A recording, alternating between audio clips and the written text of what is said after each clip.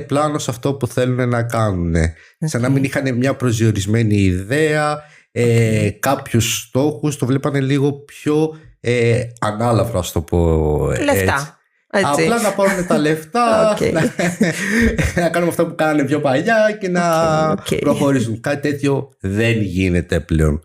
Ένας σωστός μικρομεσαίος επιχειρηματίας, που είναι και η ραχοκοκαλιά της ελληνικής οικονομίας, πρέπει να έχει στοχευμένο πλάνο, να καταγράφει τις ιδέες του και να τις υλοποιεί βήμα-βήμα, οποιαδήποτε βοήθεια και να έρθει.